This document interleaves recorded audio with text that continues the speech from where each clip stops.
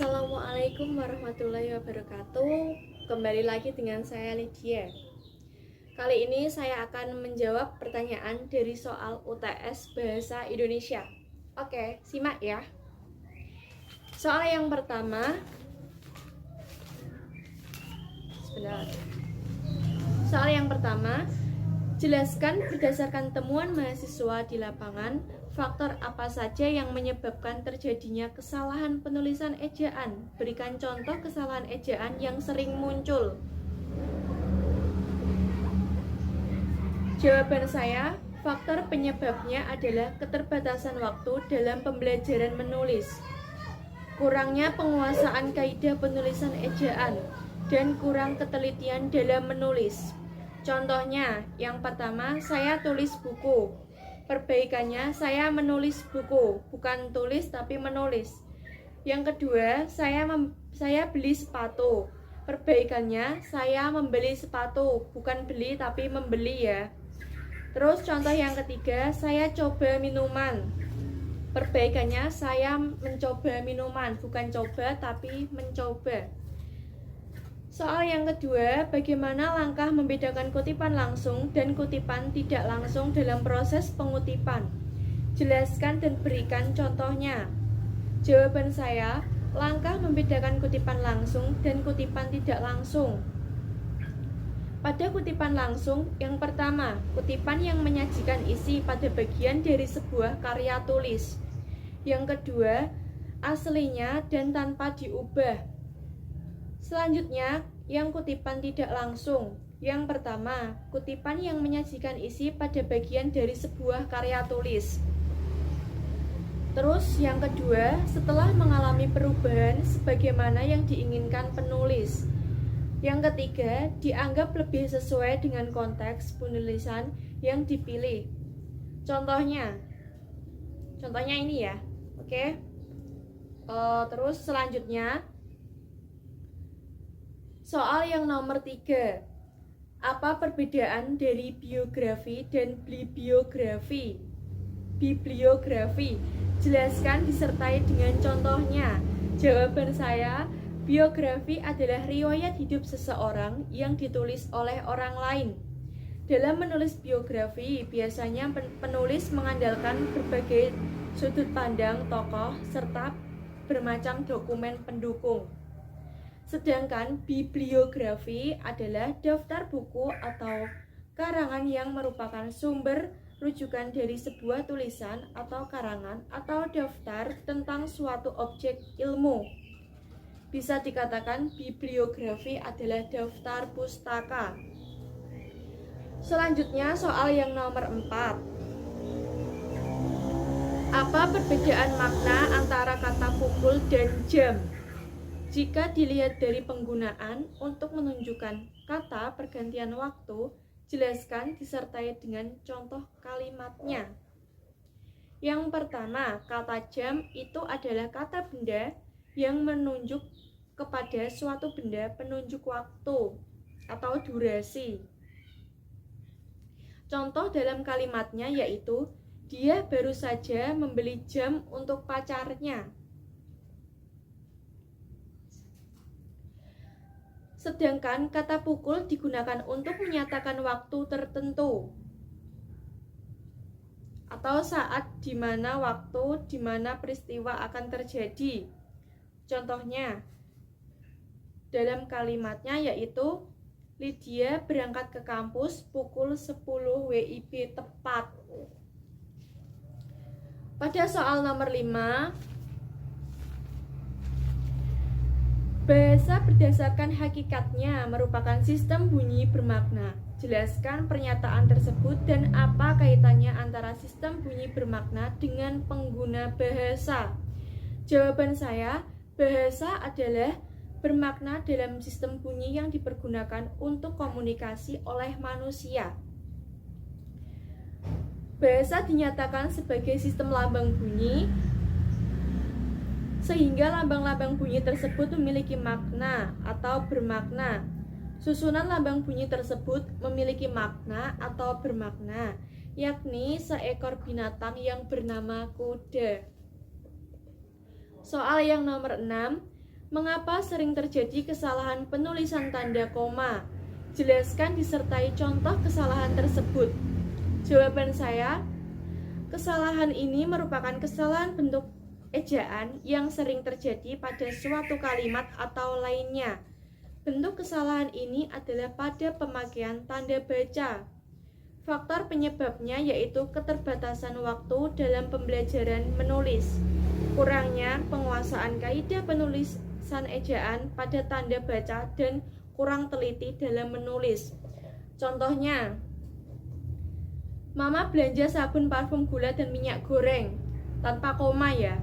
Penjelasan, tanda koma dipakai untuk memisahkan unsur-unsur dalam suatu perincian atau pembilangan.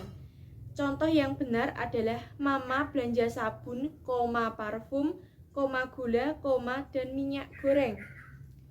Contoh yang kedua, kamar ini bukan milik kamu, melainkan milik nenek.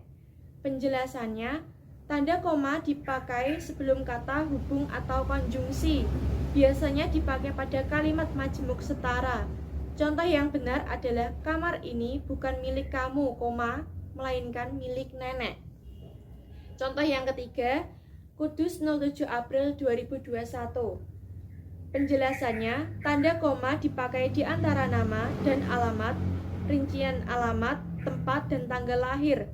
Contoh yang benar yaitu Kudus, 07 April 2021.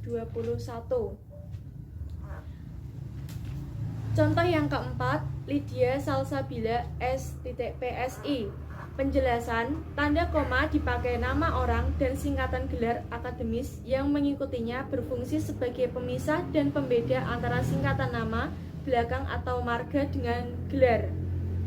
Contoh yang benar adalah Lydia Salsabila, S.PSI. Contoh selanjutnya, semua balita laki-laki maupun perempuan wajib mendapat vaksin. Penjelasan, tanda koma dipakai sesudah dan sebelum keterangan tambahan atau keterangan aposisi atau yang mengapit aposisi. Contoh yang benar adalah semua balita, laki-laki maupun perempuan, wajib mendapat vaksin. Soal yang nomor 7, apa perbedaan dari makna dari tanda titik 2 dengan tanda koma? Jelaskan disertai dua contoh penggunaan tanda tersebut yang benar. Secara garis besar, perbedaan keduanya dapat ditengarai melalui kata sebelum dan sesudahnya. Apabila memuat perincian, maka menggunakan titik koma, sementara untuk titik 2 penggunaannya lebih beragam. Selanjutnya, yang tanda titik 2 digunakan pada akhir dari suatu pernyataan lengkap. Contohnya, Sila membeli sayur, titik 2, kol, bayam, kangkung, dan sawi. Contoh yang kedua, hanya ada kemungkinan dalam menjawab soal UTS titik 2 benar atau salah. Selanjutnya, pengaturan penggunaan tanda baca titik koma diatur dalam PUEBI atau PUEBI. Digunakan sebagai pengganti kata penghubung untuk memisahkan kalimat setara yang satu dari kalimat setara yang lain dalam kalimat majemuk. Contohnya, hari sudah pagi, titik koma, ibu bergegas pergi belanja. Contoh selanjutnya, Yona membaca novel, titik koma, Viola mencatat rangkuman pelajaran, titik koma, Andi memilah data laporan. Selanjutnya, soal yang nomor 8. Jelaskan mengapa sering terjadi kesalahan penulisan huruf miring.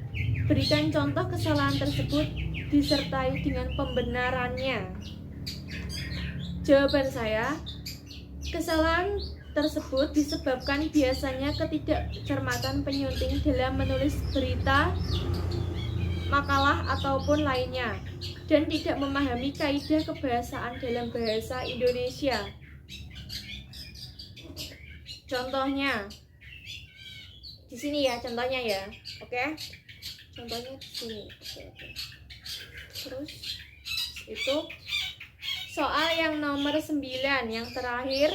Jelaskan bentuk kesalahan penulisan konsonan dan vokal pada karya tulis ilmiah.